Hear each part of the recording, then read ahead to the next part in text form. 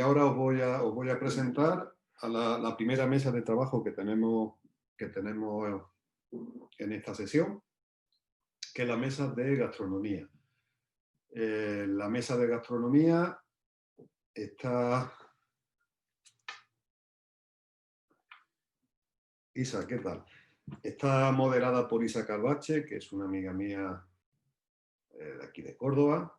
No, voy a hablar, en un minuto presento a todo el mundo, sin más. Isa Calvache es una persona totalmente innovadora, disruptiva, de verdad, en su modelo de negocio. Un modelo de negocio que puso en marcha hace ya 5 años por lo menos, 5 o 6 años, y que nos hablará de él el viernes en su ponencia individual. Isa Calvache va a moderar la mesa le pedí que moderase la mesa de gastronomía con profesionales como Dani, que lo acabamos de tener, con profesionales como Pep y Eva, que ya han estado con nosotros, y se suman a esta mesa una cocinera, le gusta que le digan que es cocinera, que es Celia Jiménez. Es un placer enorme tener a Celia de nuevo aquí. Celia fue uno de esos ponentes que ya estuvo con nosotros el año pasado y bueno, y es una mujer encantadora. Va a estar Rafael Jordano, que creo que también anda por ahí. Rafael es un hombre encantador, es el año pasado era el vicerrector de la Universidad de Córdoba, no te he seguido este año, disculpa Rafael, es un gran experto en tecnología de los alimentos y en todo lo que es la cocina andaluza, nacional andaluza cordobesa. Repite, y te veo ahí Miriam, repite Miriam en la mesa y no sé si me he olvidado, veo a Ramón, encantado, Ramón Perisé, que viene del País Vasco, de Guipúzcoa, de Mugaritz. Y yo creo que estamos todos. José Manuel Picó, creo que no está. También si pasa por la puerta, lo cogemos y lo metemos dentro, porque él, aparte de que es un terremoto, es un arquitecto que entre sus trabajos diseña sitios donde se consume alimentos y en este caso restaurantes, ¿no? Y por último, si se podrá incorporar Pepa Cartini, que es una copywriter especializada en el mundo de la gastronomía. Está pillada, o sea, está ahora mismo con temas personales. Si puede, se incorporará también, ya que la mesa dura hasta la 1 de la tarde. Yo no me enrollo nada más, me quito de en medio, le cedo los trastos. Corazón, ¿cómo está? Ahí vamos. Ahí vamos. He estado mejor en otros momentos, pero ahí vamos. Le cedo los trastos a Isa. Disfrutar de esta mesa y, chicos, adelante. Encantado de teneros a todos aquí. Buenos días, familia. Arrancamos por fin. Con voz regulera, pero yo intento arrimarme a mi micro y si veis que me va fallando la voz, pues yo me callo y habláis vosotros. Así que realmente yo soy moderadora y los ponentes vais a ser vosotros. Tenéis mucha más responsabilidad que yo. Muchísimas gracias por vuestra disponibilidad y por vuestras ganas, que estamos consiguiendo entre todos sacar esto adelante como un referente pues, del food design, de innovación y de modernidad que estamos aportando entre todos. Vamos a hablar nosotros hoy de 2 temas muy concretos que son hábitos de consumo, si han cambiado o no antes, durante la pandemia, y propuestas de valor. ¿Por qué nos elige el cliente a cada uno en nuestro sector específico? Vamos a ver también si han cambiado esas propuestas de valor, si nosotros hemos decidido modificarlas para adaptarnos a esos cambios en los hábitos de consumo. Ese va a ser el hilo conductor de nuestra mesa esta mañana.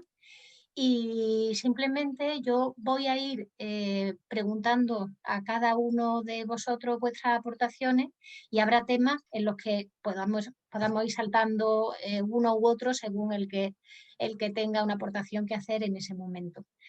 Ese es el planteamiento. Empezamos, si os parece, por... Eva, te tocó, te tengo aquí la primera. Hola, ¿cómo estáis? Buenos días, encantada de conocerte ya, de ponerte cara De y ponernos estar cara, todos juntos. ¿verdad? ¿Por dónde quieres que empiece? ¿Por los cambios de consumo? Pues mira, yo te voy a hacer un poquito la bola, te voy a hacer un poquito de presentación larga porque sé que ya he estado hablando, pero bueno, hay gente que igual se incorpora ahora y no te conocen.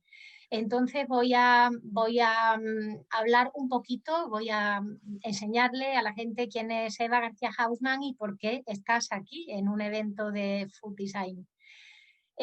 Bueno, Eva, eres CEO de Hausmann Gastronomic, eres cocinera, food stylist, experta en desarrollo de producto y contenido, asesora en tendencias gastronómicas para industria alimentaria, Horeca y retail. Esa es esa gran coletilla que tenemos ahí, ¿no? De Horeca y retail, que lo son todo en nuestro sector.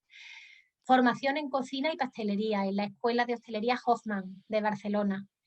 Y lo que quiero que me desarrolles un poquito ahora es que eres promotora de la filosofía SSF, saludable, sostenible, feliz. ¿Esto lo podemos definir como un happy slow o como? Es dieta mediterránea. Es dieta mediterránea. Sí, alimentación saludable. No el hashtag healthy food de Instagram, ¿eh? Ese no. La alimentación saludable de verdad. Que eso no quiere decir que sea aburrido. La dieta mediterránea no es una dieta para adelgazarse, es un estilo de vida. No es lo mismo comerse una paella delante de un ordenador que en la playa, en un chiringuito con amigos y con un buen vino, ¿verdad? Eso forma parte de la experiencia. Esto, eh, esto solo pasa en todo el mundo, solo pasa aquí, en la cuenca bueno, en el Mediterráneo. Entonces, mira lo que decía Dani, ¿no? Que de paso le saludo y que además, que es cierto que Campofrío estuvo colaborando muchísimo durante el estado de la alarma a nosotros, que montamos una ONG para, entre varios colegas del sector, para dar de comer a los más necesitados. Campofrío nos fue de gran ayuda gracias a Dani, porque con Dani nos conocemos a través de HIP, del Congreso de Madrid, y nos donaron muchos kilos de alimentos. Entonces, pues la filosofía SSF, sostenible, saludable, feliz, es lo que se está implementando ahora tan rápidamente.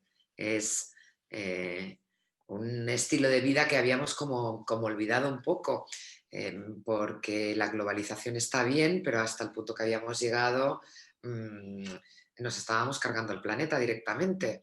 Porque me vas a decir tú que gracia tiene comer aguacates, quinoas o edamames cuando tiene que cruzar el mundo entero, simplemente porque se han puesto de moda, porque una celebrity de turno pues ha colgado una foto en redes y entonces ya todo el mundo enloquece. Cuando el cultivo de los aguacates está provocando que muchos pueblos de México se queden sin agua, pues consumen los que se cultivan en Málaga y solo en temporada. La quinoa se ha disparado de precios en países donde es un alimento principal, primordial, porque al resto del planeta le ha dado por comer ensaladas de quinoa como si fueran superalimento, como si el brócoli no lo fuera, ¿sabes? Que no lo cultivan aquí al lado. Y feliz, perdona, y el edamame, el caso del edamame es un tema que yo empiezo a tenerle como mucha rabia porque principalmente no creo que el edamame que llegue aquí sea ecológico. Es muy probable que sean sojas transgénicas, soja, y con lo cual es muy probable que sea transgénico y que después que cruza el planeta entero. ¿Eso es healthy food? Muy No, bien. eso no lo es. Y feliz porque comer bien y alimentarse bien da felicidad, porque uno se encuentra mejor. Y encontrarse mejor es sentirse mejor, es bienestar y es felicidad. Y básicamente, pues son esas mi filosofía de vida y de trabajo. Y soy la primera en comerme unos huevos fritos con chorizo, ¿eh? Hombre, No soy una medio kiwi, estaría más. para nada, es que forman parte de nuestra cultura, de nuestra gastronomía, de nuestra identidad y se estaba yendo, se estaba todo eso, nos estábamos olvidando de todo eso. Y Dani lo decía, mira, una de las cosas buenas de esta pandemia horrible es que estamos recuperando nuestra cultura y nuestra identidad, nuestra gastronomía y nuestras tradiciones, porque todo el mundo se ha vuelto loco cocinando. Todo el mundo. Y bueno, y también he comentado antes en la ponencia, en la presentación que he hecho sobre estilismo, que todo el tema de tendencias, pues que nos estamos concienciando con la sostenibilidad.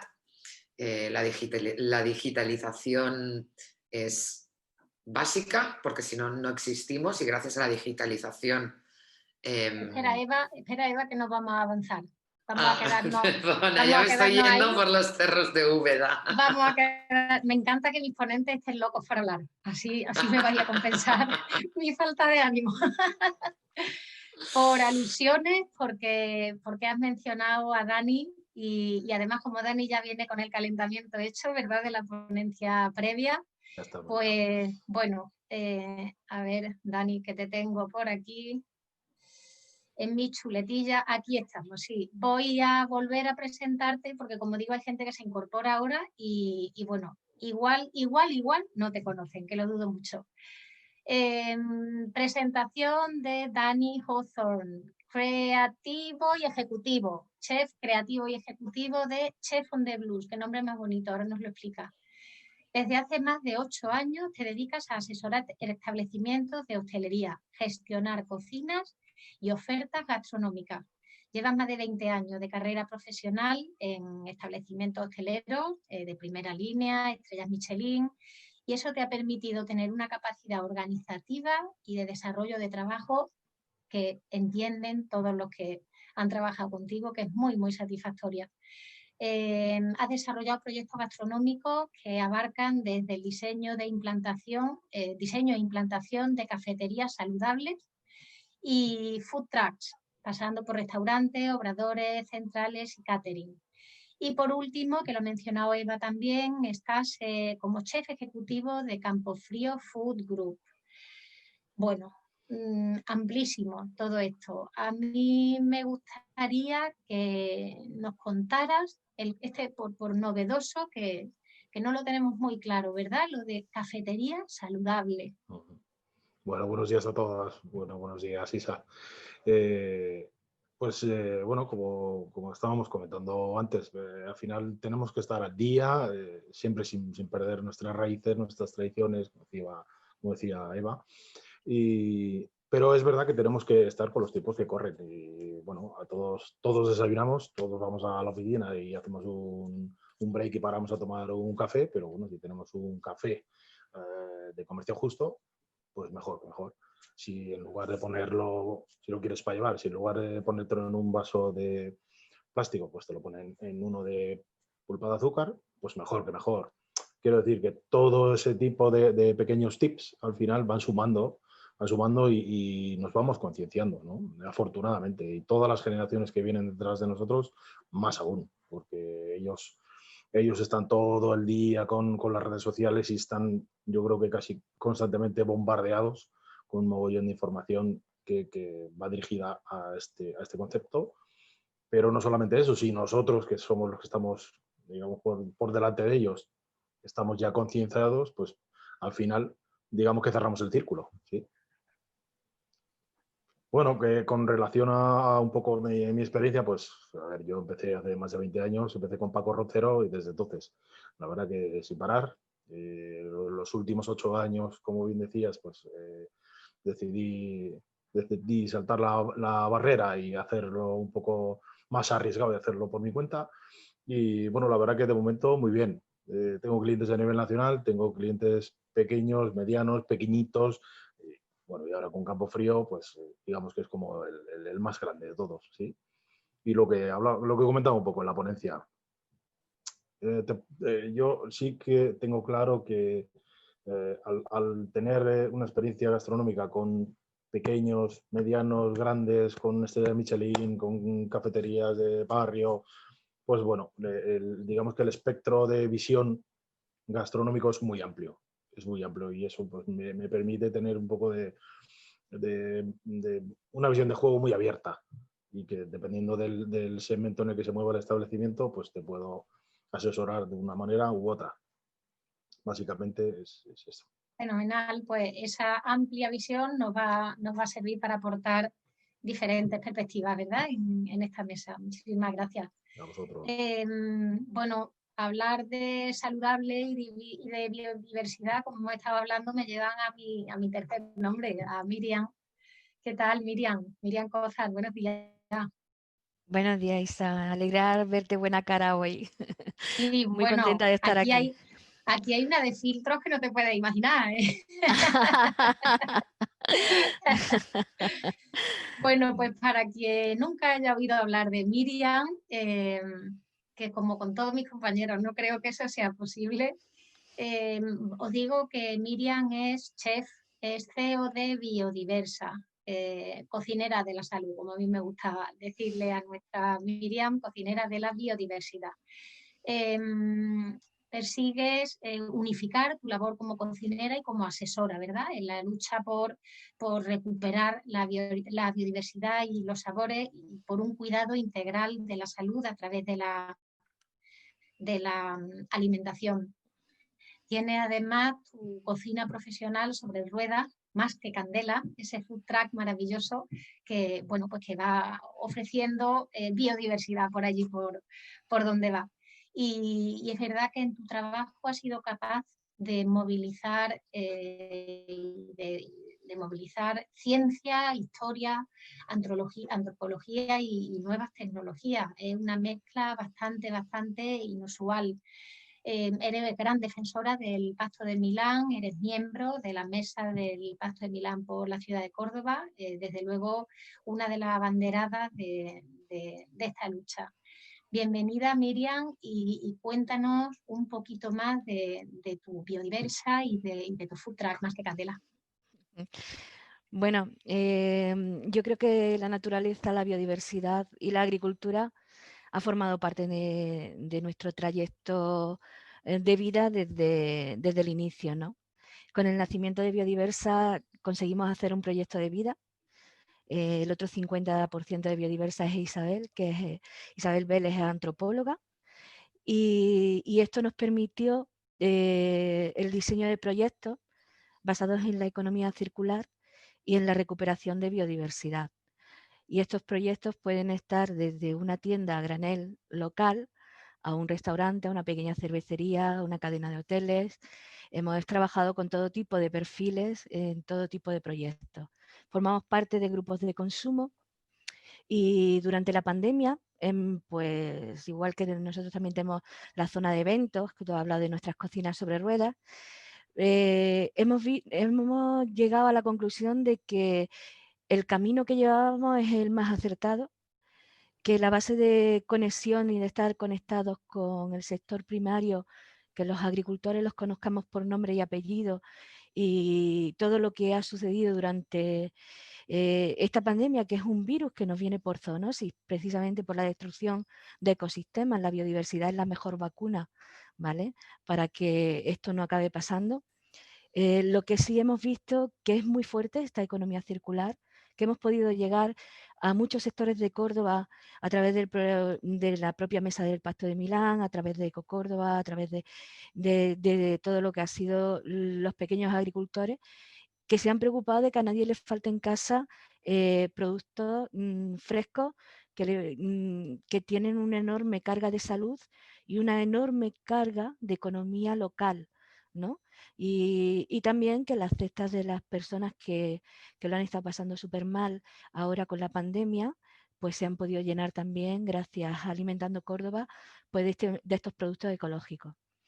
En realidad nosotros somos fan de los ecosistemas de vida y la cocina es para nosotros una representación de esa vida. La vida tiene que llevar a través de los sabores, de los platos, de las emociones, y tiene que darnos el placer de saber que el cambio es posible. Y ahí trabajamos todos los días para que esto pase.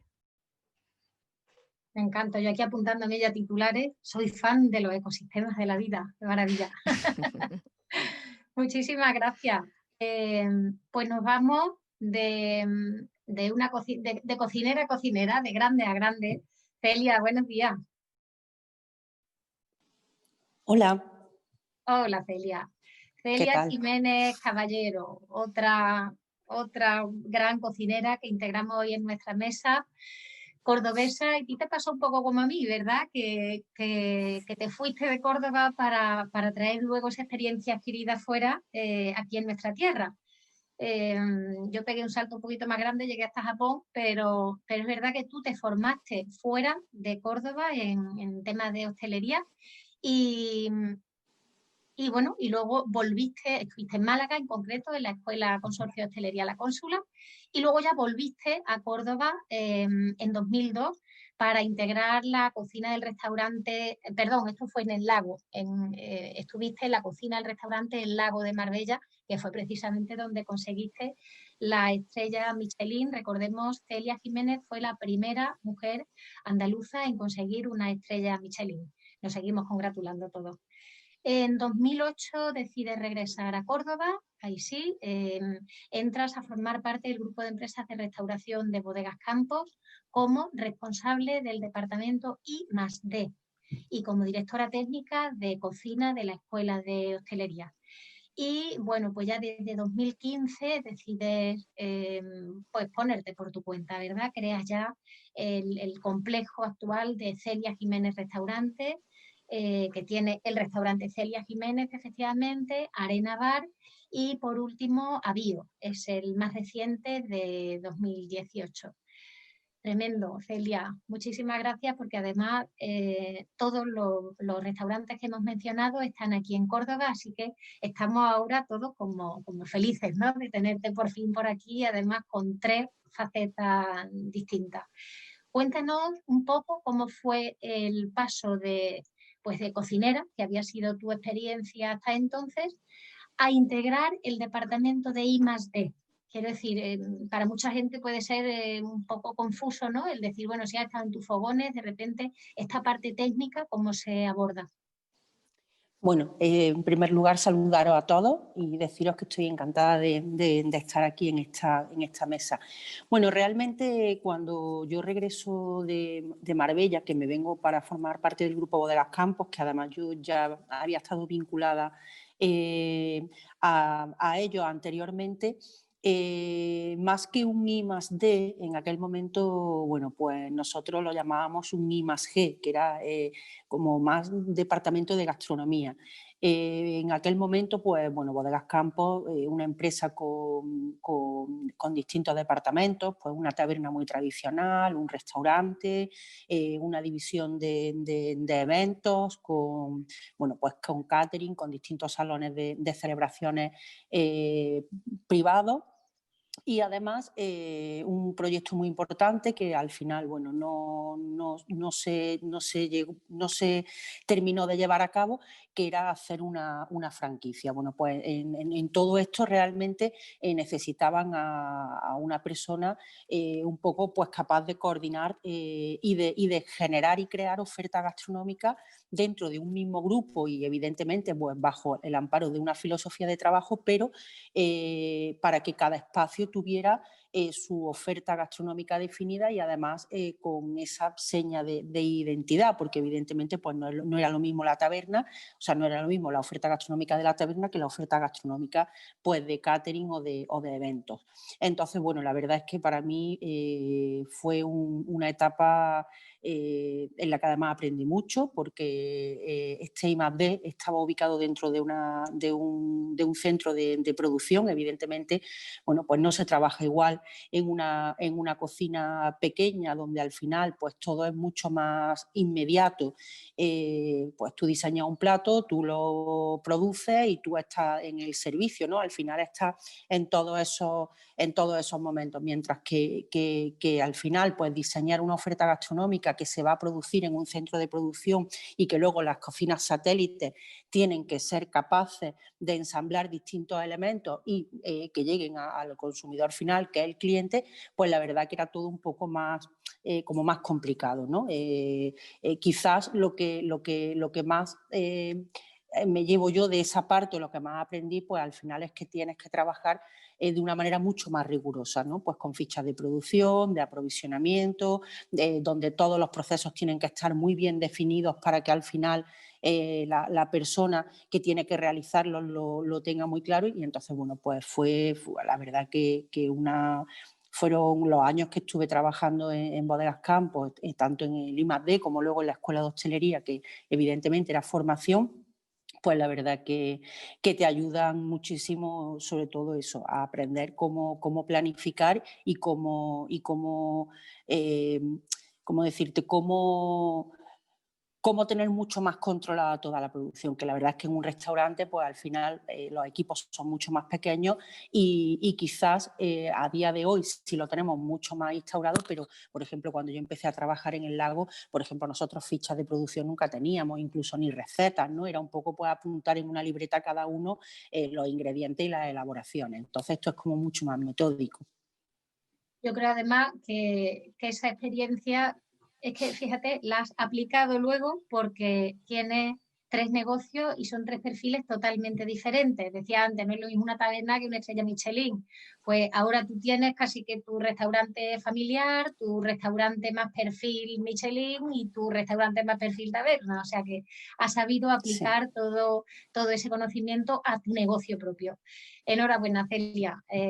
Ya desarrollaremos cómo has visto tú la evolución precisamente en este sector de la familia y bueno, de tu clientela. Seguimos, ¿a quién le toca? Pues nos vamos tengo aquí a José Manuel Picó. Muy bien, te tocó. José Manuel, Hola. Buenos días. Muy buenos días, Isa. Hola, me alegro de hablar de nuevo contigo. Humanista, arquitecto e impulsador social. Fijaros qué cosas más bonitas para definir a una persona. Eres un empresario de creatividad, un diseñador de espacio y de experiencia. Bueno, entre el portfolio de diseño, pues tenemos restaurantes como Víctor Gutiérrez, Los Asturianos, Tempranillo, Raúl Restobar, oficinas como Johnson & Johnson, Coworking Nuba. Has dirigido 2 estudios de arquitectura, el estudio actual es Redex Creatividad y actualmente está impulsando espacios maestros. Ayer estuvimos hablando, ¿verdad?, de esta experiencia donde, bueno, pues lleva ya más de 100 espacios, ¿verdad?, diseñados y organizados. Esto es una organización dedicada a la transformación y creación de nuevos espacios de aprendizaje. Cuéntanos, desarróllanos un poco este concepto y cómo pretendes tú hacer hacer el revolucionario de la educación, digamos, a partir de los espacios. Bueno, buenos días a todos. Isa, qué alegría de verte después de lo que hemos estado hablando estos días.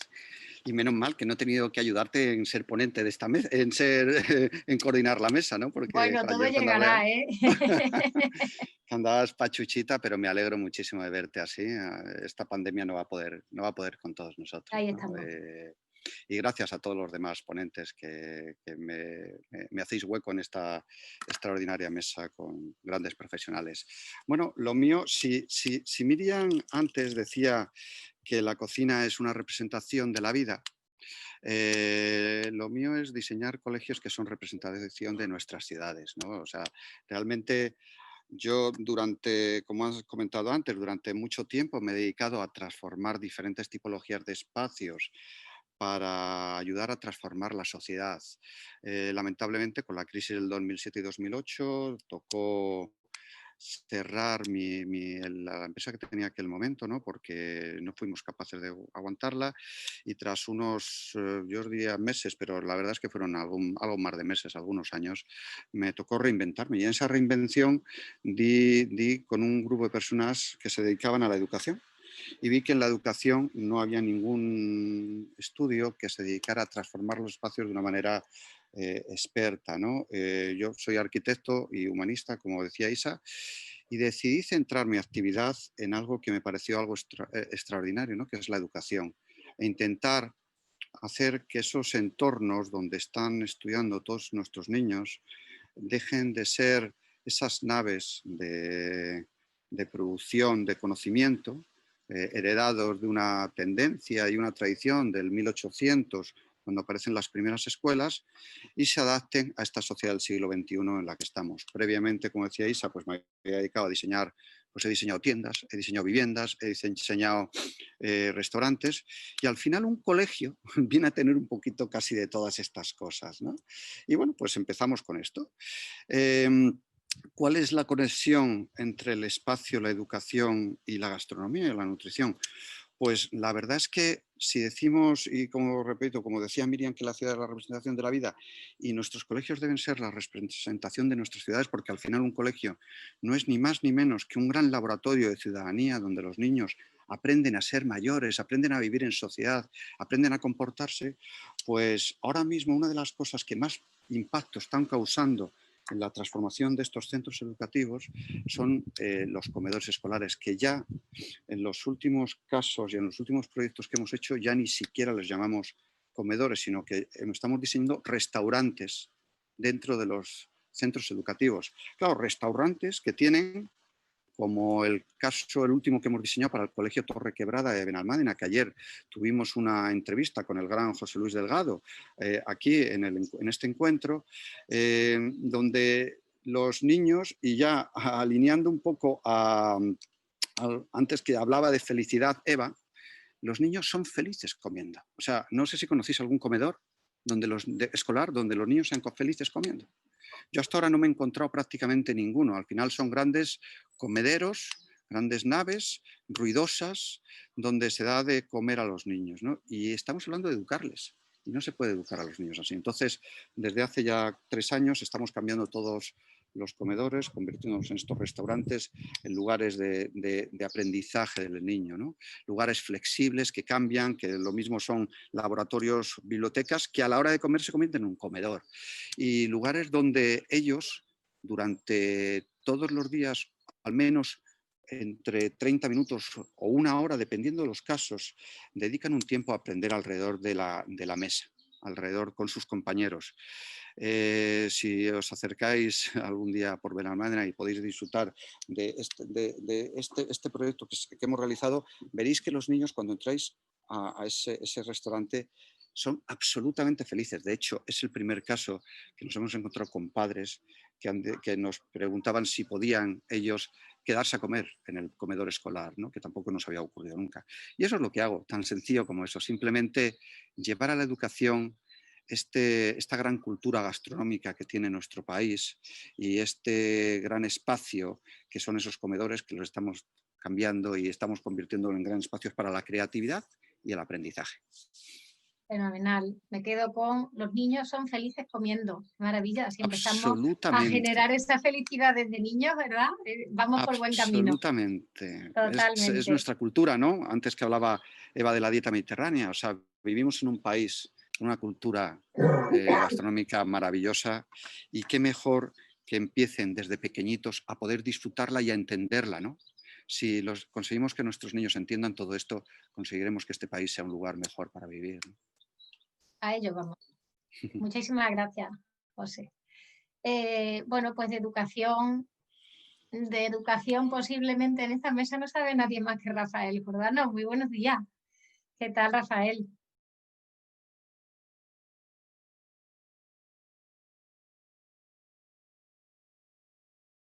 Hola, Rafael. ¿Te oímos? No te oímos. No te oímos. ¿Ahora? Ahora sí. Ahora, perfectamente. Disculpa. Nada, hombre. Rafael Jordano Salinas, eres licenciado en veterinaria por la Universidad de Córdoba y doctor. Realizaste una estancia postdoctoral en el Instituto Pasteur de Francia, becado por el gobierno francés. Eres catedrático de nutrición y bromatología de la Universidad de Córdoba y eres responsable del grupo de investigación Microbiología de Alimentos del Plan Andaluz de Investigación. Luego nos comentará algo sobre la microbiótica, que seguro que está más puesto que ninguno de nosotros. Ha sido vicedecano de investigación de la Facultad de Veterinaria, ha sido también director de la Cátedra de Gastronomía de Andalucía y actualmente eres coordinador general de campus de la UCO, la Universidad de Córdoba, con rango de vicerrector. Asimismo, académico numerario de la Real Academia Sevillana de Ciencias Veterinarias y correspondiente de las Reales Academias de Córdoba y Ciencias Veterinarias de Andalucía Oriental.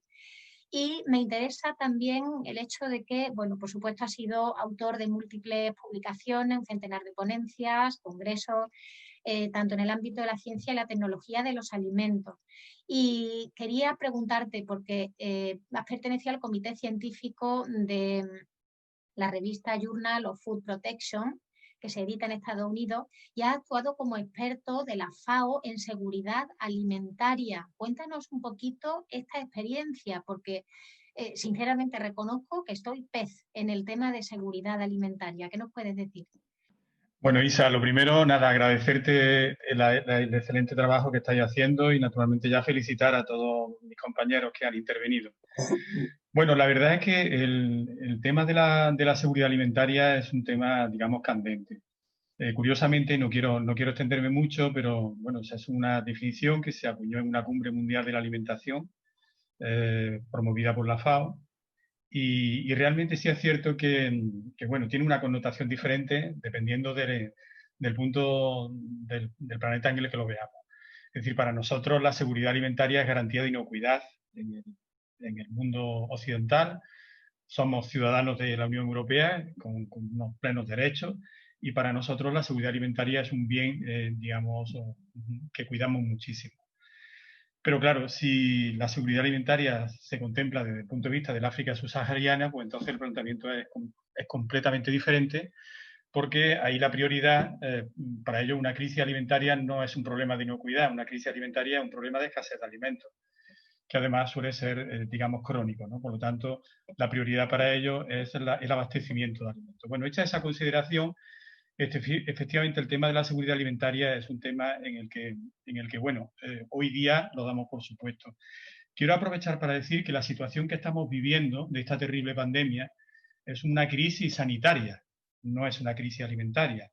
Por lo tanto, una crisis alimentaria en el contexto de la seguridad alimentaria, una crisis alimentaria en el contexto de la seguridad alimentaria y una crisis sanitaria, que es la que estamos viviendo, hay que verla en el contexto de la salud pública. Digo por diferenciar estas cuestiones.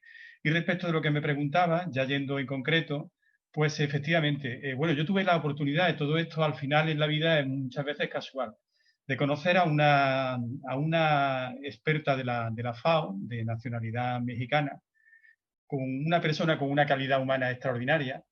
Y entonces, bueno, pues la vida muchas veces es así. Entonces, a través de un profesor de la Universidad de Córdoba, de mucho prestigio, un catedrático de química analítica, ya jubilado, el profesor Miguel Valcarce, pues entonces la encontró en un foro en Latinoamérica y coincidieron. Y entonces este profesor Miguel Valcarce le dijo a Lourdes Costa Rica, que así se llama, una persona entrañable, le dijo, usted tiene que hacer la tesis doctoral y usted va a hacer la tesis doctoral en Córdoba. Bueno, y entonces, bueno, pues tuve la suerte que cuando, bueno, me encomendó el profesor Valcarce, que claro, como él era de química analítica y yo, digamos, del ámbito de la seguridad alimentaria, pues yo le tutelara, le dirigiera la tesis doctoral. De ahí nació una relación personal y entonces efectivamente yo ya participé como experto de la FAO porque el tema de la tesis de Lourdes Costa Rica que yo dirigí era la implantación de lo que es un sistema de autocontrol, el sistema APPCC. Es un sistema de autocontrol que toda industria alimentaria tiene que implantar y entonces, pues, en países en vía de desarrollo. Es decir, de lo que se trataba es de ver ese grado de implantación del sistema de autocontrol en los países, bueno, pues que estaban en vía de desarrollo, ¿no? Y de ahí fue entonces la vinculación con la FAO, de ahí nació y por tanto el actuar ya de experto luego en algunos otros trabajos e informes, ¿no? Y respecto de la revista Journal of Food Protection, bueno, es una revista efectivamente que se edita en Estados Unidos.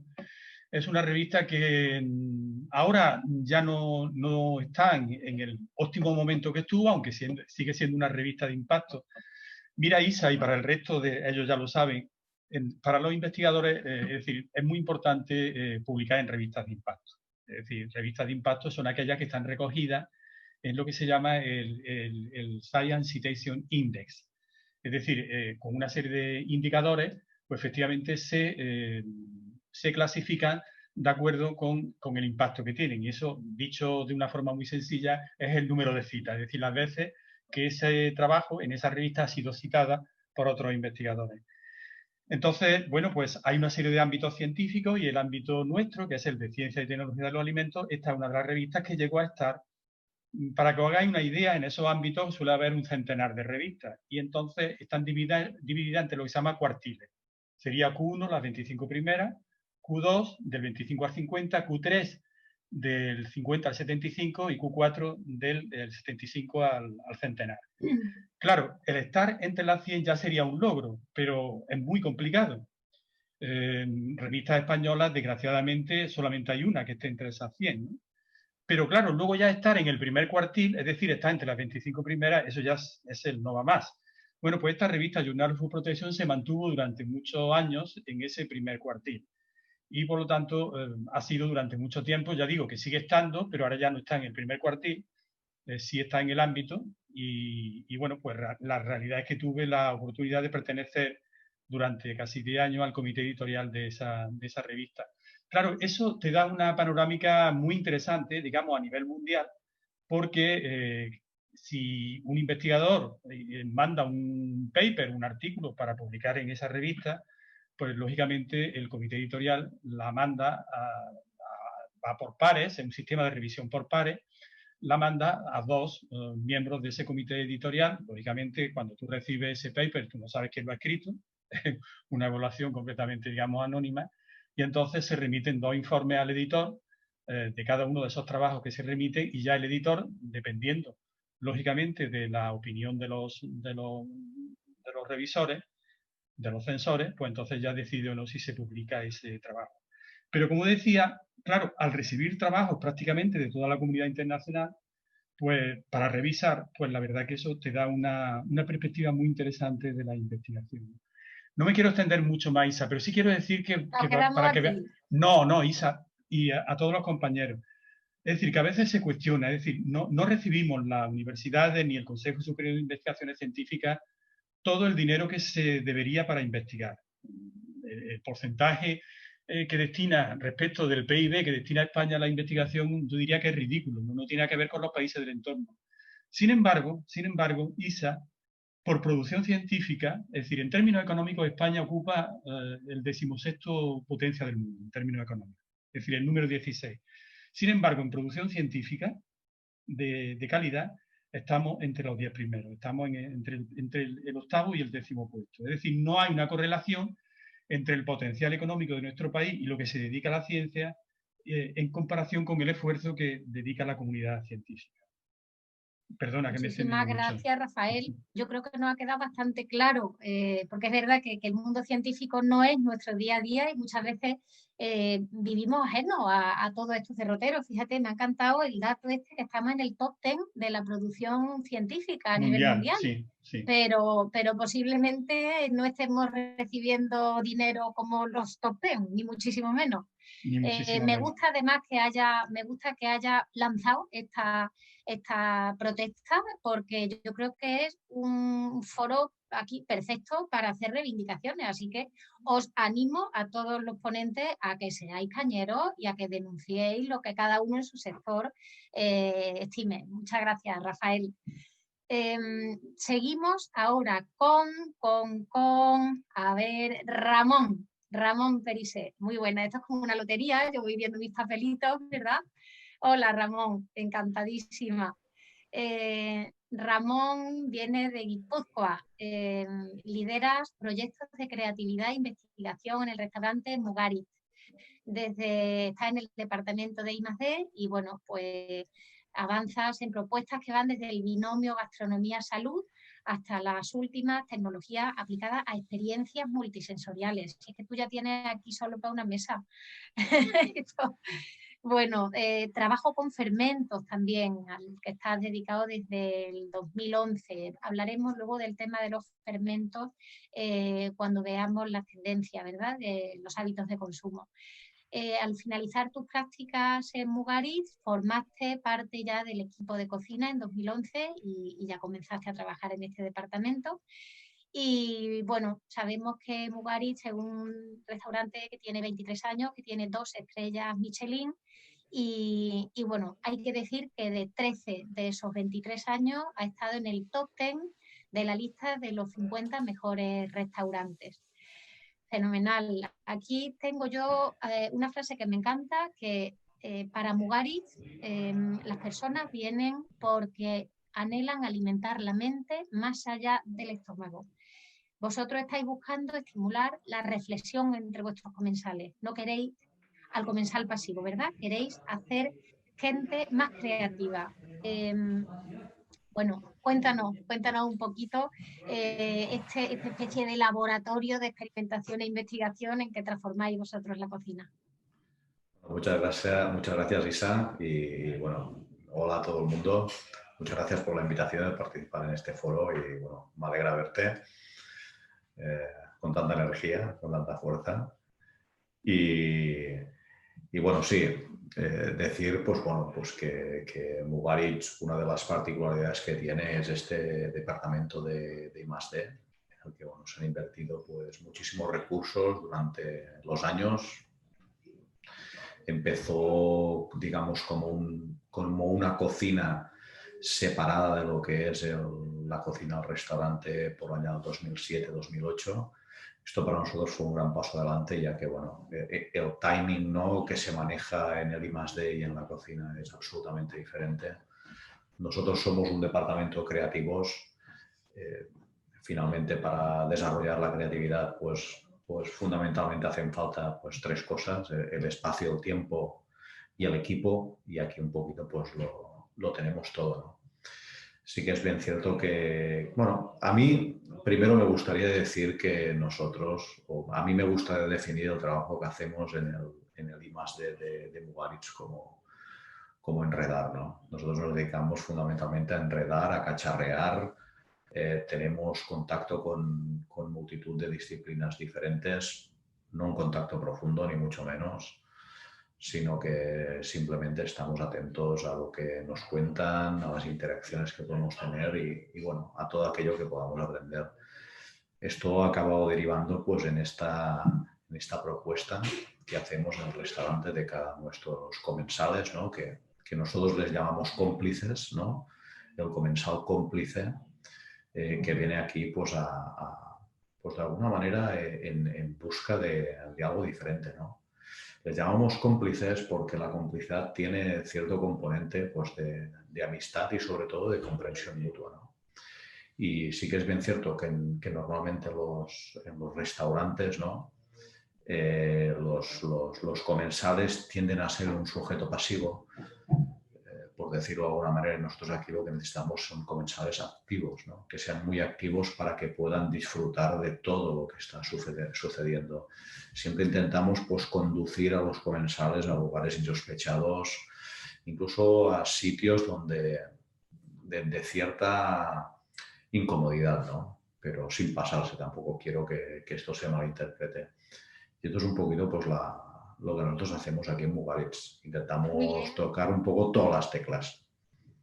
Cuéntame, desarróllame dos temas que me parecen muy interesantes para la mesa de hoy: el Zenny Food y el Candy Project.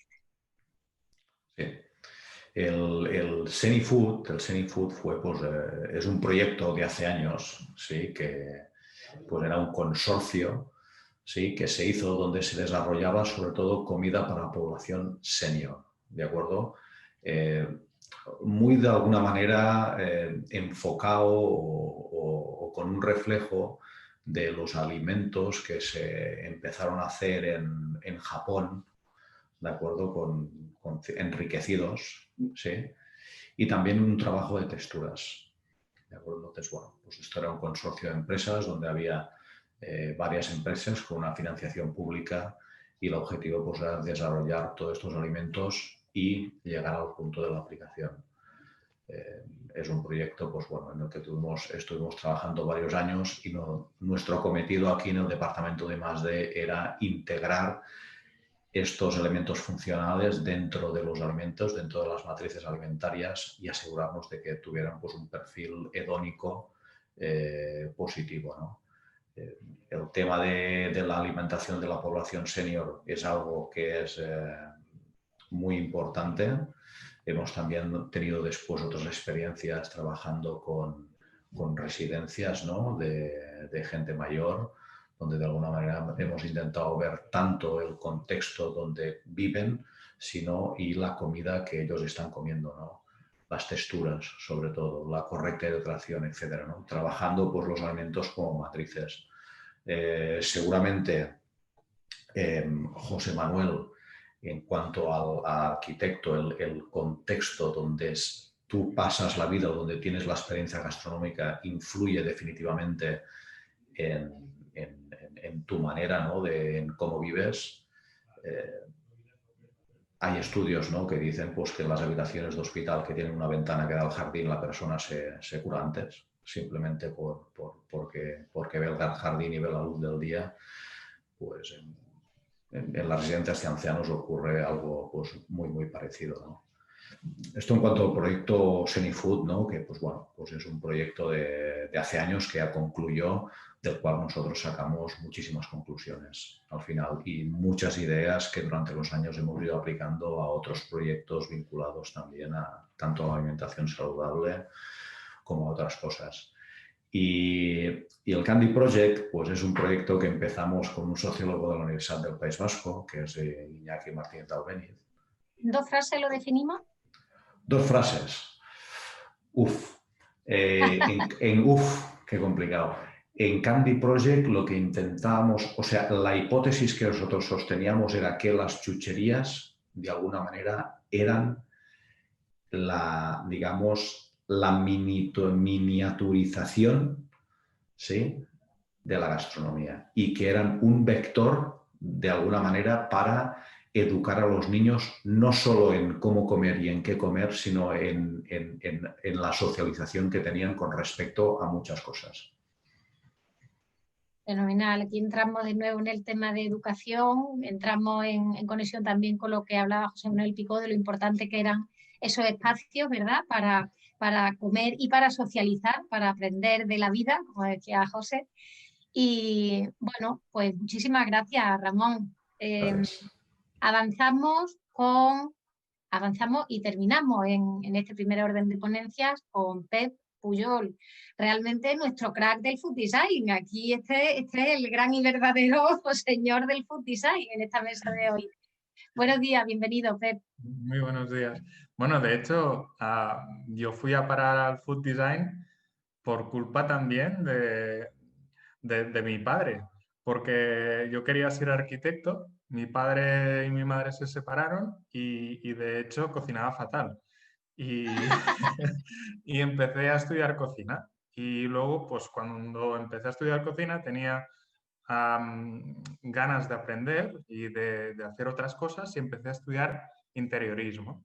Y en un principio intenté plasmar todo aquello que veía que sufrían los camareros y los cocineros en su día a día para mejorar su día a día en la actividad, en los proyectos de interiorismo que yo realizaba.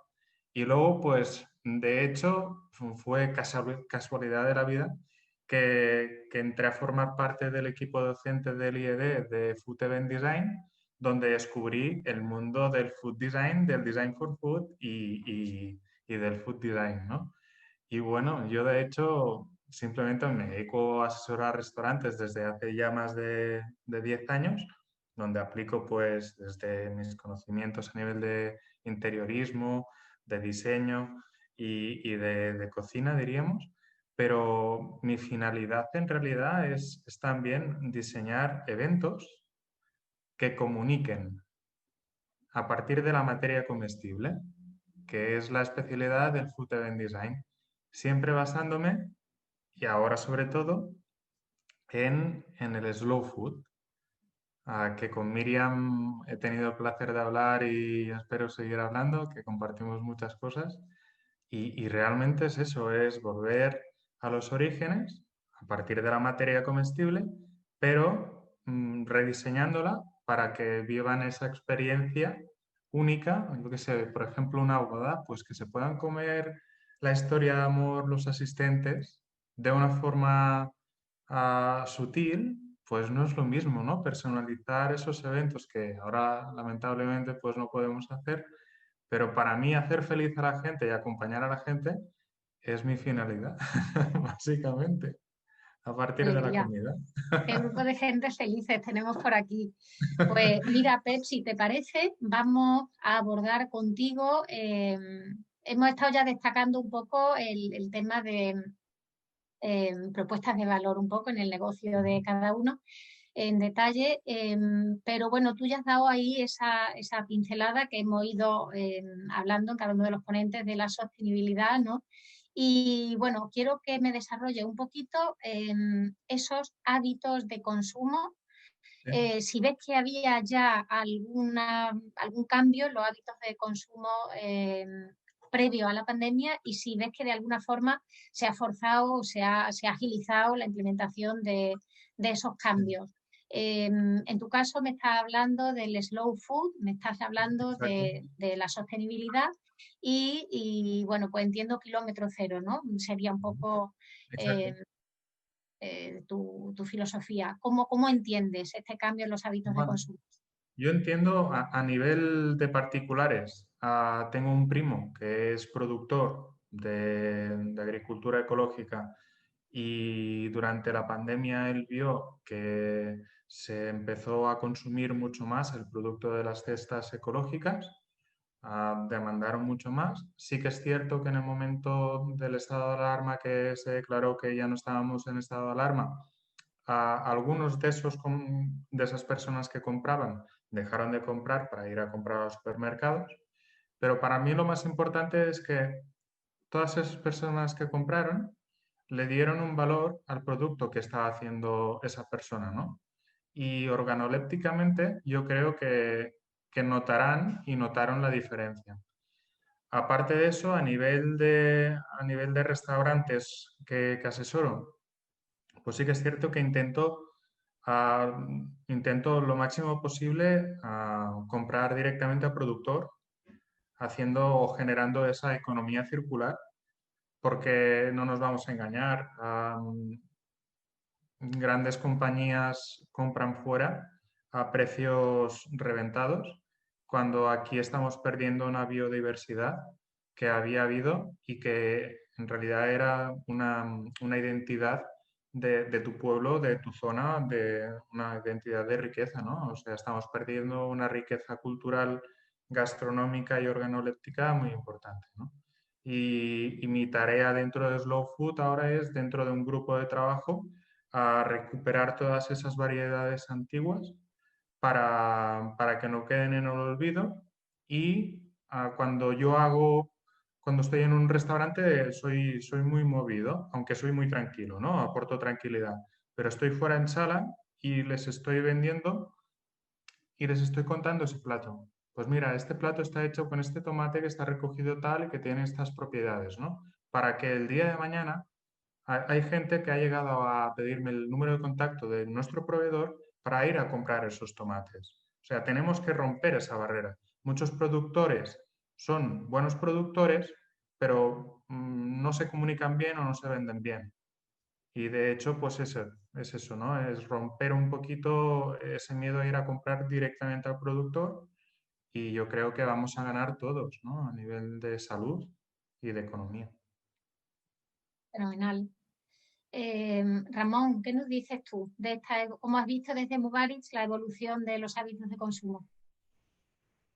Bueno, desde Mugaritz y viendo lo que ha sucedido aquí en la sala del restaurante, primero ha habido un cambio en cuanto al perfil de cliente, puesto que nosotros pues teníamos una clientela un 80% internacional, fundamentalmente Inglaterra, Estados Unidos, Australia, Japón, China, y bueno, se ha dado completamente la vuelta, ¿no? De alguna manera, para que lo ejemplifica muchísimo es la traducción que hacemos de los textos del menú. El 80% se hacía en inglés, este año el 80% se hace en español. Entonces, este es el primer cambio brutal que ha habido en cuanto al perfil, a la tipología de cliente, ¿no? Nosotros de alguna manera nos hemos adaptado bastante a este cambio, de alguna manera haciendo una propuesta pues más no sé cómo decirlo, más redonda, ¿no? Más aterrizada o quizá más madura. En cuanto a los hábitos de consumo, bueno, yo no creo, o sea, yo no observo tampoco que haya cambiado tantísimo, ¿no? Te hablaba un poquito de la composición de lo que son las mesas, ¿no? Es un cambio que creo que ya se viene arrastrando, por lo menos en cuanto a lo que observamos nosotros desde hace tiempo. Es decir, nosotros tenemos 16 mesas, sí, o 50 clientes. Hace tiempo pues, que las mesas grandes de 4 personas, 5 o 6 personas, pues poquito a poco van desapareciendo, ¿no? Y quedan lo que son mesas de 2 personas, 1 persona. Sí que es cierto que nosotros lo que hacemos aquí es como muy de nicho, está como muy focalizado y tenemos una clientela pues muy fiel, pero que son aficionados fundamentalmente, ¿no? En donde sí que ha habido ciertos cambios, sobre todo en el origen del consumidor y digamos, en el volumen que nosotros tenemos. Aunque esto del volumen es algo que ya viene de antes de la pandemia. Viene de antes, sí. Esto es un cambio que viene de antes. ¿Crees que hay un cambio en lo que viene buscando el consumidor ahora? Aparte de comer, obviamente. En lo que viene buscando. Bueno, tú... digamos, yo siempre he dicho que los restaurantes es un negocio de especialistas, ¿no? Es decir, en un sitio dan la comida más ecológica, en el otro la tortilla más jugosa y en el otro el bocadillo más grande, ¿no? Nosotros lo que aquí ofrecemos pues son, pues, digamos, una experiencia, aunque es una palabra que no me gusta demasiado, pues que va un poquito más allá de lo que estás comiendo, ¿no? Un poquito más allá de lo que estás comiendo. De hecho, pues dentro del propio restaurante pues hay una narrativa, ¿no? En todo lo que se hace y en el cómo se hace, ¿no? De alguna manera pues intentamos darle muchísima importancia a cosas que quizá no la tienen demasiado para señalar que lo que realmente importante lo es muchísimo, ¿no? Para nosotros. Intentamos de alguna manera pues enfrentar a la gente con muchos de los prejuicios que tienen y hacer reflexionar a la gente pues sobre temas que aquí se han hablado ya, como son la gastronomía, la cultura o la identidad, ¿no? Que son cosas muy vinculadas a la comida, puesto que la comida o el comer es algo muy primitivo, ¿no? Y cuando tú estás comiendo, pues se activan en tu cerebro pues una serie de resortes muy primitivos y que están directamente vinculados a las emociones, ¿no? Y bueno, y esto es algo pues que hace años pues que estudia la neurociencia y decir, es algo que está muy vinculado es algo como muy materialista, ¿no? No tiene nada que ver con el idealismo, ¿no? Es algo que es muy materialista. Entonces, bueno, la verdad es que trabajar con estas cosas pues te habilita pues para llegar muy lejos. Puedes llegar muy lejos. Nosotros aquí en el restaurante... Bueno, perdón, yo me enrollo muchísimo. Ya acabó tu turno. Yo voy cortando, no te preocupes, es mi papel, mi triste papel.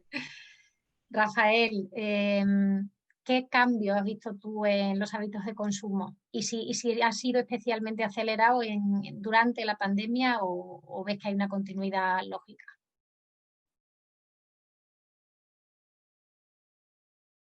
No te oímos. No te oímos, Rafael. ¿Resolvemos? ¿Ahora? Sí. Isa, disculpa. Yo voy a hablar si te parece, de una forma muy resumida, de un interesantísimo estudio del Centro Tecnológico en Gastronomía del Basque Culinary Center.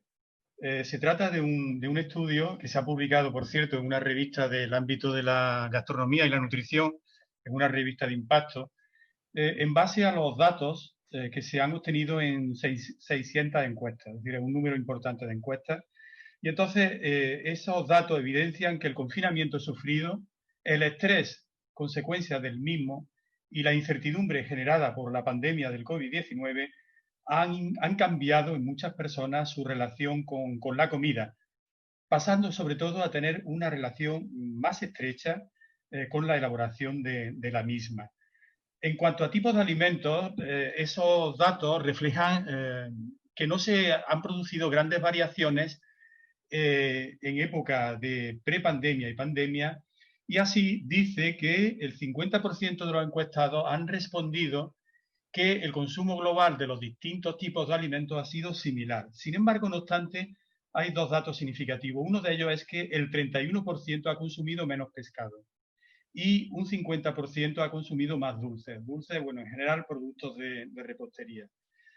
Lo que por otra parte ha incrementado o ha justificado el incremento de peso que, bueno, se ha producido, claro, durante los meses de la pandemia. Y que curiosamente también todos estos datos que nos dicen, así por ejemplo el consumo de levadura se ha incrementado más del 200% y el de papel para horno más del 100%, ¿no?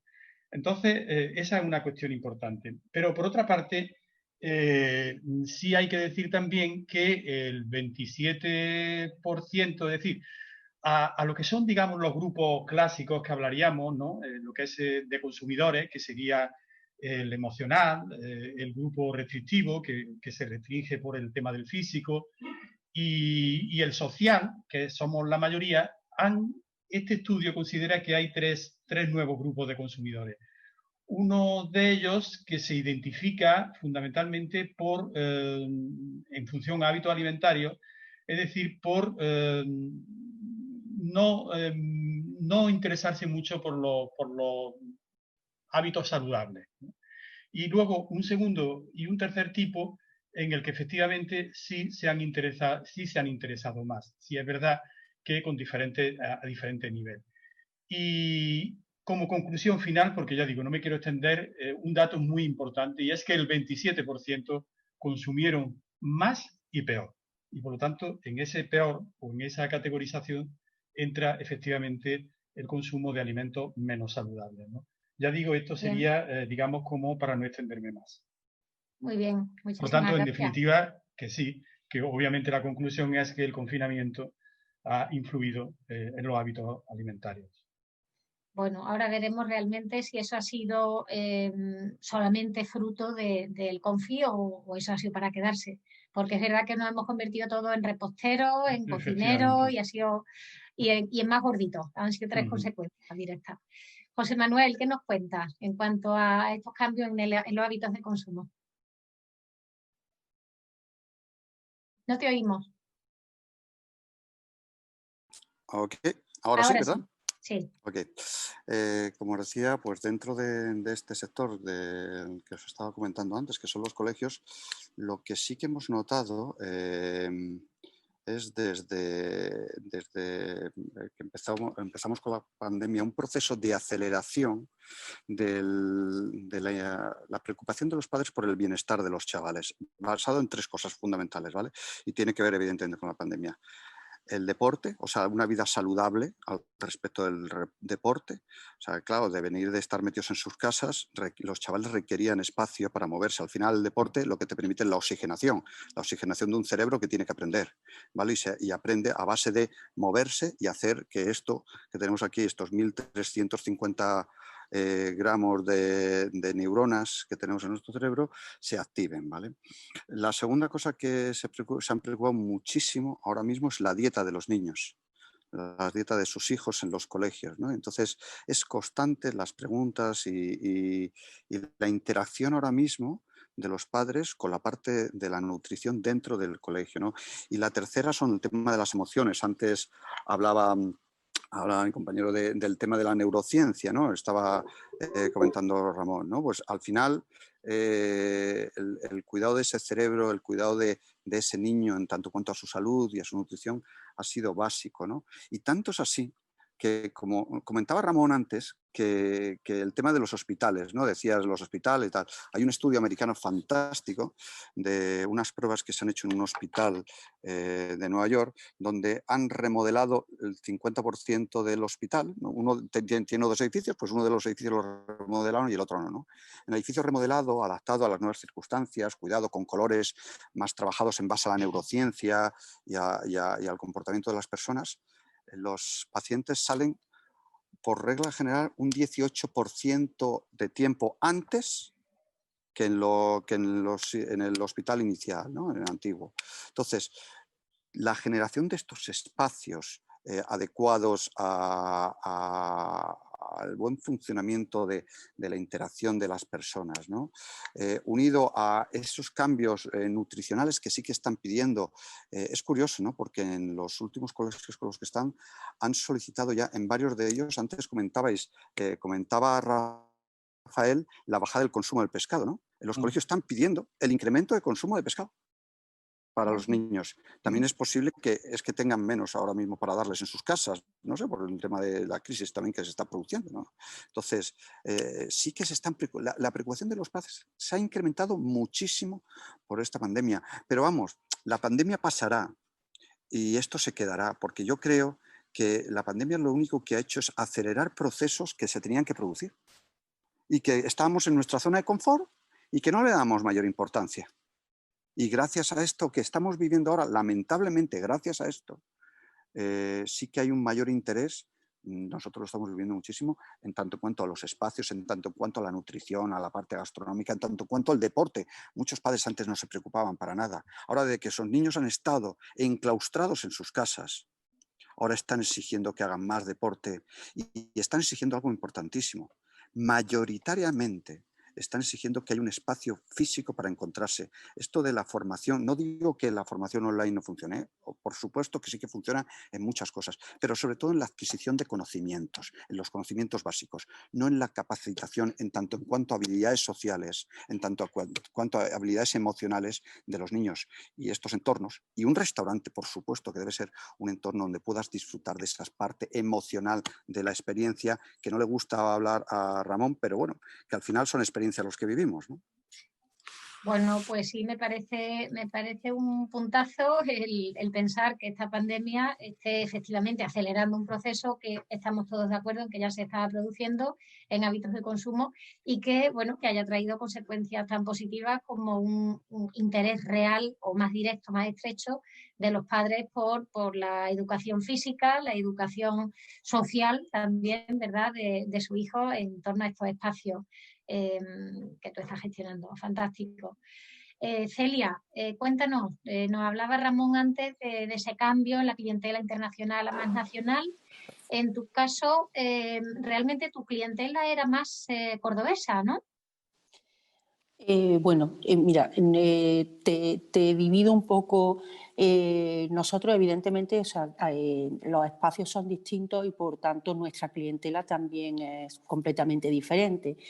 Es cierto, igual que ha dicho Ramón, que nosotros en el restaurante, que es nuestro espacio, el restaurante gastronómico, sí que hemos visto que nuestro público ahora mismo es nacional y local. Evidentemente, pues cuando se inició la pandemia en marzo, pues todas las reservas que teníamos prácticamente para este año se cancelaron y entonces, bueno, pues ahora mismo es cierto que nuestro público es local y sobre todo turismo, pero nacional. Desde que hemos hecho reapertura en septiembre, porque a los meses del verano nosotros el restaurante lo tenemos cerrado, pues no hemos tenido ninguna reserva de público extranjero. Como cambio, pues porque las reservas son mucho más inmediatas, o sea, realmente a partir del miércoles pues se empiezan a hacer reservas para el fin de semana. No tenemos reserva a largo plazo y luego pues el número de cancelaciones es muy elevado. Por ejemplo, pues hoy se han cancelado 3 o 4 reservas pues porque con los cierres perimetrales pues gente que venía a pasar el puente a Córdoba de otras provincias de Andalucía pues no van a poder salir. Entonces las reservas incluso muchas veces en el mismo día te cancelan y te reservan y se cancela por cualquier noticia que salga. Y bueno, y luego realmente en el restaurante mucho más, no ha habido mucho más cambios, pues porque nosotros trabajamos menú degustación y donde, por ejemplo, en nuestra zona más informal sí que hemos visto, sobre todo la cocina es muy importante, la gente nos busca por el tipo de cocina que hacemos, pero también mucho más a día de hoy por los espacios. O sea, existe muchísima preocupación por las medidas de seguridad que tenemos implantadas en el restaurante. La gente busca exteriores, incluso cuando los días no son del todo muy soleados o el clima no es agradable. y hemos visto que se ha reducido muchísimo lo que son platos para compartir, ¿vale? Nosotros tenemos un espacio muy informal donde antes pues prácticamente todo era raciones para compartir y ahora la gente, bueno, pues tiende más a pedir platos para ellos solos, ¿no? Cosa que en el restaurante, evidentemente, al ser un menú de degustación, nunca se ha compartido nada, por lo tanto, ese cambio no se produce.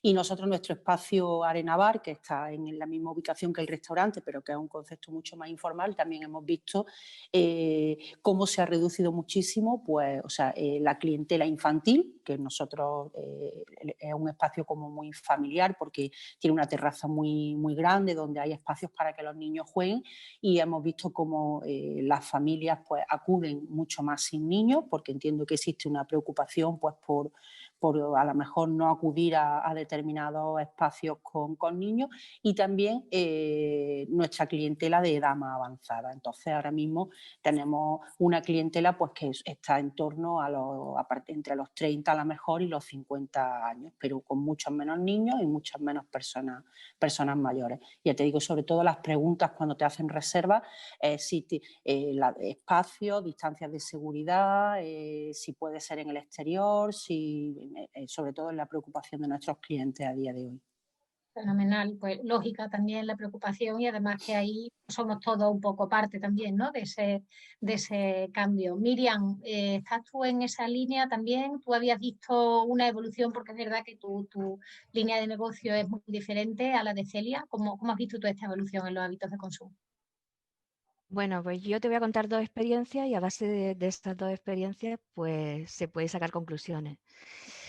La primera es que nosotros dejamos los eventos parados hasta que los hemos reanudado de nuevo y los hemos rediseñado por completo.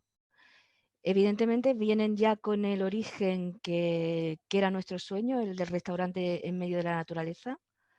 Ese que llega al aire libre, que llega con la distancia de seguridad y aprovechando el paisaje, ¿no?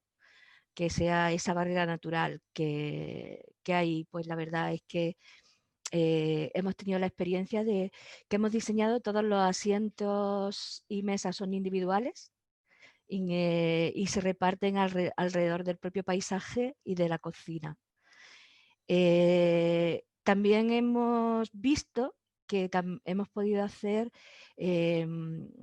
productos muy sorprendentes como tienes que estar muy pendiente de la cancelación o el número de comensales o cómo se va a hacer.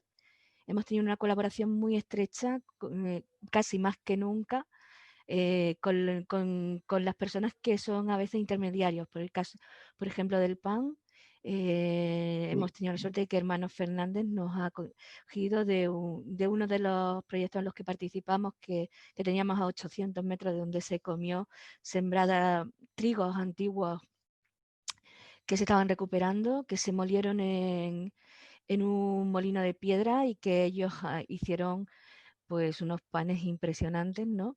El producto estaba recolectado del propio día, hablando con el agricultor, oye, que vas a recoger tal día. Todo ha sido muy fresco, muy espontáneo y ha sido una de las experiencias pues casi más auténticas que hemos realizado, ¿no? De hecho, ahora tenemos demanda de este mismo producto.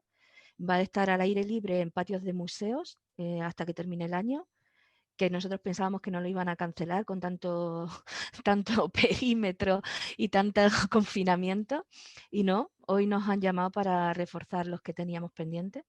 Y luego, por otro lado, en ámbito de consumo, pues desde el principio de este año nosotros hemos estado en desarrollo de proyectos, hemos presentado muchísimos proyectos a concurso que estamos pendientes de que se contesten, y hemos conseguido, junto a Subbética, formar parte de un proyecto que se ha diseñado, construido y puesto en marcha en plena pandemia, que ha sido el Obrador Colectivo.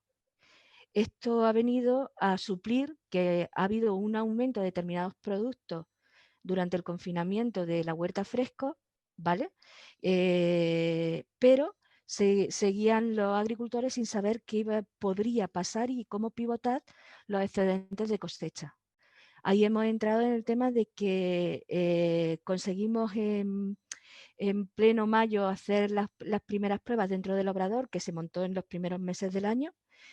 Y a día de hoy esos excedentes están formando ya 25 productos que están ya en el proceso de etiquetado. O sea, ya se han desarrollado, están ahí y estamos súper orgullosos porque no hemos mentido en el mundo creativo del envasado por aperización, que jamás pensamos que íbamos a entrar ahí, y ya estamos dando formación también a más envasadoras en esta parte creativa del producto, que nos permite todos los conocimientos que hemos trasladado de forma multidisciplinar y colaboraciones con CSIC, con universidades y con diferentes especialidades. Pues ahora sí que de verdad dentro de esta economía circular hemos encontrado la manera de que la comunicación es real, la confianza es real y la conexión también.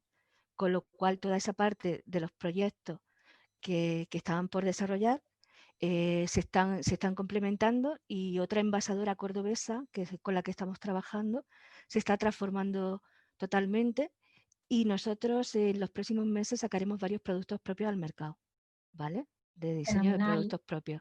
Así que fenomenal, ha Miriam, sido una agotadora. traducción directa, una traducción muy directa Claro, de la sí. evolución a qué se puede hacer, ¿no? Y bueno, ya... Totalmente, totalmente. Además, esto nos permite que el producto que se pivota, en vez de ser de un consumo fresco, tienes 3 años de vida en el producto.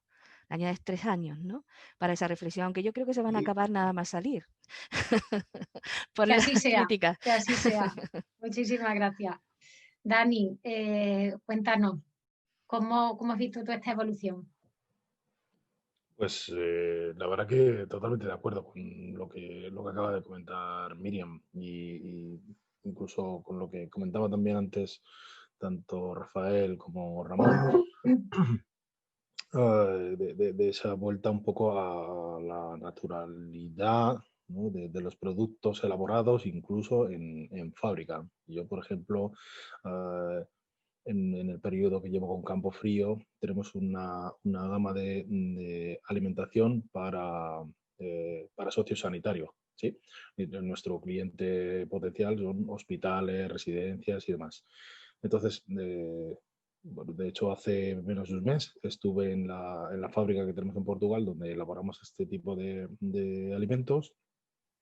Bueno, son alimentos 100% naturales. Es una fabricación, digamos que es una fabricación muy gastronómica, y mi paso por la fábrica hace un mes ha sido precisamente eso, cómo a un producto que es pescado y verduras naturales sin ningún tipo de aditivos y sin sales y sin ningún saborizante, cómo conseguimos mejorar su textura, cómo conseguimos mejorar su potencia aromática, su potencia de sabor, porque al final ese producto va destinado a personas mayores, que lo que estamos haciendo al alimentarles es cuidarlos. Y además con los condicionantes que tenemos cuando nos hacemos mayores, que perdemos la sensibilidad gustativa. Y si una persona que tiene, por ejemplo, problemas de disfagia, prácticamente su día a día es alimentarse a base de triturados, pues es prácticamente facilísimo que caiga en la desidia y el aburrimiento, y en un poco también lo que comentaba José Manuel, si encima el entorno en el que se desarrolla ese periodo de su vida pues es anodino, es triste, pues entonces la persona es que pierde todas las ganas de querer vivir, ¿sí? Entonces, bueno, nosotros ahí sí que intentamos que por lo menos gastronómicamente, bueno, pues en mi caso, con el desarrollo de sofritos naturales, con hierbas frescas, pues lo que hacemos es que cuando ese usuario de ese tipo de gastronomía tiene que consumir su producto, pues tiene aromas a albahaca fresca, tiene aromas a tomillo fresco, tiene un color de tomate natural, en fin. Todo este tipo creo que de pequeñas acciones que hacen un sumatorio muy grande, sobre todo por el impacto final que tiene en el consumidor. Fenomenal. Fíjate que ya nos va dando ganas de esos aromitas y de esas cosas a la 1 del mediodía. Estamos ya en hora buena. Eva, ¿terminamos contigo en esta evolución de los hábitos de consumo? Audio. Ah, sí, ya está, disculpa. Estoy totalmente de acuerdo con todo lo que han dicho todos los participantes de la mesa. Está claro que hay una aceleración en la implementación de una serie de cosas como es... la gente parece que está más preocupada por la alimentación. Sí que es cierto que durante el confinamiento, yo imagino debido a la ansiedad, la gente se puso hasta arriba de todo. Se alimentó mal, dijéramos. Pero yo lo veo con mis clientes que el otro día os contaba una anécdota que lo dice todo, ¿no? Estábamos haciendo unas fotos y le digo, ¿a esto le pongo algo de verde? Me dice, sí, que cuando le ponemos algo verde se vende más. ¿Sabes? Eran unas pizzas y eran 2 hojas de rúcula. Digo, yo le decía, tú pon verde, por favor, que falta nos hace a todos. Y bueno, a mí me da la sensación de que estamos recuperando un poco lo que estoy diciendo todo el rato, ¿no? Pero que gracias a la pandemia, por decirlo de alguna manera, ¿no? Estamos recuperando la identidad de nuestra cultura y de nuestra gastronomía, y que la gente, tal como comentabais, pues la gente está más preocupada por la alimentación, la salud de los niños. Ostras, yo había llegado a ver un niño entrar al colegio a las 8 de la mañana comiéndose una bolsa de patatas fritas. ¿Qué es esto? ¿Sabes qué desayuno es este? ¿Estamos locos o qué? ¿Quieres matar a tu hijo o qué estás haciendo? Bueno, con lo cual, la aceleración de la implementación del mundo digital y de la alimentación saludable, o de nuestra propia cultura gastronómica, que es la dieta mediterránea, cada vez más está apareciendo y la gente se está volcando en esas cosas. Es mi punto de vista y por la experiencia que tengo con mis clientes también. Fenomenal. Y siempre hay cliente donde voy, cliente que intento implementar referencias lo más saludables y con producto de proximidad y producto básico también, ¿no? Y que la gente no haya comido pescado es muy probable que sea porque no tenía dinero para comer pescado, porque en la ONG nos pasaba, ¿no? Que había gente voluntarios incluso, que comían pescado con la comida de la familia, pero en casa no podían comer pescado. Muy bien, pues yo creo que hemos tenido muchos puntos en común entre todos. Voy a sintetizar en un minuto por estos puntos en los que hemos estado todos de acuerdo. Ha habido una aceleración en la implementación de cambios que ya se estaban produciendo. Hay una recuperación de nuestra identidad, de alguna forma ese back to origins, ¿verdad? Una mayor preocupación por una alimentación natural y por lo organoléptico, que ahí es donde los investigadores también tenéis que actuar para potenciar ese valor natural y organoléptico de los productos. Hay un rediseño de eventos, no se suprimen los eventos, ¿verdad? Aquí estamos con Miriam lanzando nuevas propuestas más conectadas con la naturaleza, adaptado, por supuesto, pues a esta distancia de seguridad, estos sitios individuales, open air, ¿no? Todo como mucho más en contacto con el aire que necesitamos para no contaminarnos. Una preocupación también por parte de los padres en la dieta de los niños, que ha habido igual problemas que nos han llevado hasta a ser uno de los países con mayor obesidad en Europa, tristemente. Mayor preocupación por el deporte, que es una forma también de estimular nuestro cuerpo, y una mayor relación con la elaboración. Todos nos hemos convertido de alguna forma en cocineros, entonces se ha desarrollado este interés por saber de dónde vienen nuestros productos y un interés total también porque sean productos de cercanía, ese kilómetro cero. Economía circular, sostenibilidad, yo creo que son las claves que hemos estado debatiendo desde el principio.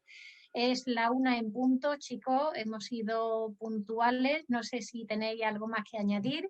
Si no, por mi parte, yo doy concluida la mesa. Muchísimas gracias. Un placer. Sois grandes, muchas gracias chicos. a todos. Muchísimas gracias a todos y muchísimas gracias a Food Design Fest. Muchas gracias. Enorme mesa. Chicos. Hasta luego. Muchas gracias. Chao. Un Chao, fuerte- chao. Chao, chao. Muchas Chao y gracias. salud, Gracias. mucha salud. Mucho saludo a todos. Ya está aquí Antonio, que es nuestro origen y nuestro... Muy bien. Muchísimas gracias a todos. Enorme Isa, que estando enfermita, ahí ha dado el callo. Y reitero mi enhorabuena a toda la gente. Darling, un beso muy fuerte. Nos vemos pronto, ¿vale? Hasta luego. Chao, Celia. A Miriam, a Ramón y a José Manuel, nos vemos mañana con ponencias, con la gestión de otras mesas de trabajo. A Isa también, así que casi todos los de la mesa mañana nos volvemos a ver. Fantástico. Cuidaros mucho. Hasta mañana. Venga, y continuamos con lo siguiente. Isa, un fuerte abrazo.